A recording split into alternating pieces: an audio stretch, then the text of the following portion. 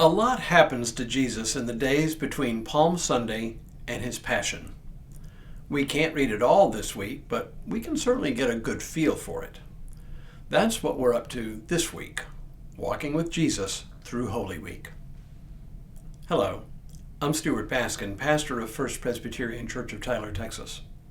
And this is your daily devotional for Monday, April 14th, 2025. If you've ever been on a trip abroad, or even to places like Washington, D.C., New York City, or anywhere that tourists flock, you may have fallen prey to unscrupulous people seeking to make an easy buck off of you. Sometimes it comes in the form of sleight of hand or pickpocketing, where someone distracts you while another steals from you. Or it could be in the form of someone selling you something for a high price that only minutes later you find in another place where that same item costs half as much, or you can even get it for free. In either of these cases, you know you've been cheated, you've been had. But what happens when the cheating is by the very people you believe you can trust? If we notice what's happening, it leaves us feeling jaded and resentful. All three of the Synoptic Gospels tell the story that either on the day or on the day after Jesus came into Jerusalem on Palm Sunday, he entered the temple and went on something of a rampage against what we often call the money changers in the temple.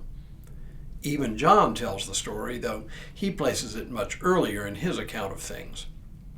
It is one of those episodes that, if we're not careful, can lead us to believe that the temple was nothing but a hopelessly corrupt place with no redeeming value. But a careful reading of Luke tells another story, and he tells the story just ever so slightly differently from the others that we'll want to read and pay attention to. As I read this brief episode from Luke, pay attention to what you hear, and just as importantly, pay attention to what you don't hear. We read, "Then he entered the temple and began to drive out those who were selling things there, and he said, 'It is written, my house shall be called a house of prayer, but you have made it into a den of robbers.'" Did you notice? It was pretty subtle. There's not as much detail here as in other gospel accounts. In Matthew, for example, Jesus throws out everyone who's selling and buying, and he mentions money changers and those selling doves. Same in Mark. But in Luke, no mention of throwing out buyers, only sellers. No mention of money changers or sellers of doves. In Luke's account, we see Jesus driving out people who are selling things in the temple. So what gives? Are Matthew and Luke correct and Luke incorrect? Or perhaps is there something else going on here? Well, as you know, or I hope you know by now, each of the gospel writers has a particular purpose in mind, and thus a different way of telling the story.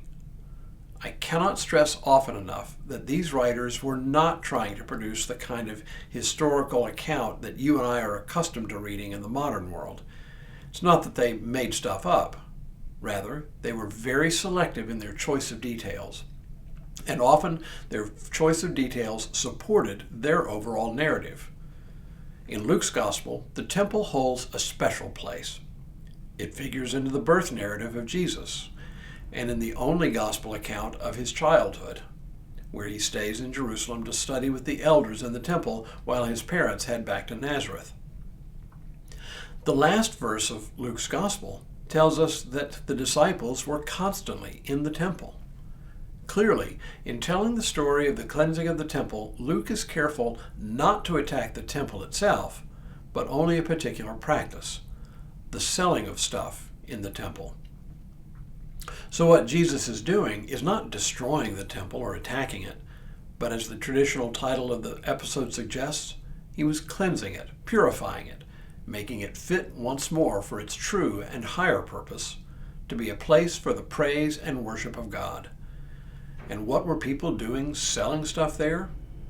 Well, this episode takes place as Jews from all over the Holy Land and even from places farther afield made pilgrimage to Jerusalem for one of the major festivals in the Jewish calendar, Passover. As tourists, pilgrims, They would have been easy marks for people wanting to profit from their presence in Jerusalem. And since all of them would at some point make their way to the temple, what better place for unscrupulous characters to make a quick buck? It was clearly a violation for Jesus of what the temple really stood for. But in cleansing the temple, Jesus would certainly have made some very important people very angry. When we return tomorrow, Jesus gives these people another poke in the eye. But for now, may God continue to bless you and keep you in all that you do this day and in all the days ahead.